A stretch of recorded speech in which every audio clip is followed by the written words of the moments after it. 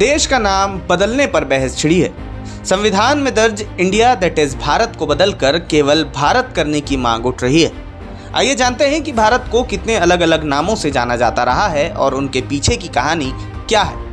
प्राचीन काल से भारत भूमि के अलग अलग नाम रहे हैं, यानी जम्बूद्वीप, भारत खंड, हिमवर्ष, भारतवर्ष, आर्यवर्त, हिंद, हिंदुस्तान और इंडिया। मगर इनमें भारत सबसे ज़्यादा लोकमान्य और प्रचलित रहा है।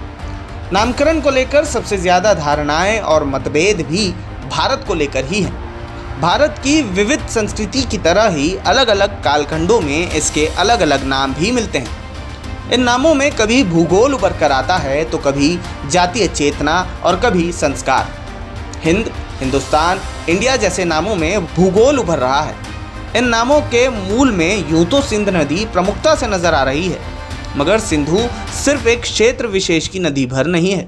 सिंधु का अर्थ नदी भी है और सागर भी। उस रूप में देश के उत्तर पश्चिमी क्षेत्र को किसी ज़माने में सप्त सिंधु या पंजाब कहते थे, तो इसमें एक विशाल उपजाऊ इलाके को वहाँ बहने वाली 7 या 5 प्रमुख धाराओं से पहचानने की बात ही तो है। इसी तरह भारत नाम के पीछे सप्त सैंधव क्षेत्र में पनपी अग्निहोत्र संस्कृति की पहचान है। पौराणिक युग में भारत नाम के अनेक व्यक्ति हुए हैं। दुष्यंत सुत के अलावा दशरथ पुत्र भरत भी प्रसिद्ध हैं, जिन्होंने खड़ाऊ राज किया। नाट्य शास्त्र वाले भरत मुनि भी हुए हैं। एक राज ऋषि भरत का भी उल्लेख है, जिनके नाम पर जड़ भरत मुहावरा ही प्रसिद्ध हो गया। मगधराज इंद्रद्युम्न के दरबार में भी एक भरत ऋषि थे। एक योगी भरत हुए हैं। पद्म पुराण में एक दुराचारी ब्राह्मण भरत का उल्लेख भी बताया जाता है।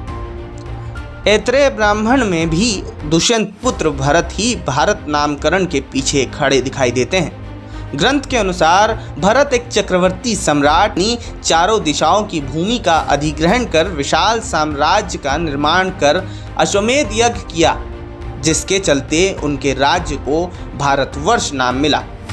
इसी तरह मत्स्य पुराण में उल्लेख है कि मनु को प्रजा को जन्म देने वाले वर और उसका भरण पोषण करने के कारण भरत कहा गया।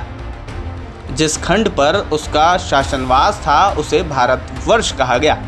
नामकरण के सूत्र जैन परंपरा तक में मिलते हैं। भगवान ऋषभदेव के ज्येष्ठ पुत्र महायोगी भरत के नाम पर इस देश का नाम भारतवर्ष पड़ा। संस्कृत में वर्ष का अर्थ इलाका, बंटवारा, हिस्सा आदि भी होता है। आमतौर पर भारत नाम के पीछे महाभारत के आदि पर्व में आई एक कथा है। महर्षि विश्वामित्र और अप्सरा मेनका की बेटी शकुंतला और पुरुवंशी राजा दुष्यंत के बीच गांधर्व विवाह होता है। इन दोनों के पुत्र का नाम भरत हुआ। ऋषि कण्व ने आशीर्वाद दिया कि भरत आगे चलकर चक्रवर्ती सम्राट बनेंगे और उनके नाम पर इस भूखंड का नाम भारत प्रसिद्ध होगा। बहुत से लोगों के दिमाग में भारत नाम की उत्पत्ति की यही प्रेम कथा लोकप्रिय है। आदि पर्व में आए इस प्रसंग पर कालिदास ने अभिज्ञान शकुंतलम नामक एक महाकाव्य रचा। मूलतः ये प्रेमाख्यान है और माना जाता है कि इसी वजह से ये कथा लोकप्रिय हुई। लंबे समय से इन नामों को लेकर अलग अलग तर्क निकल कर आते रहे हैं और ये बहस आज भी छिड़ी हुई है।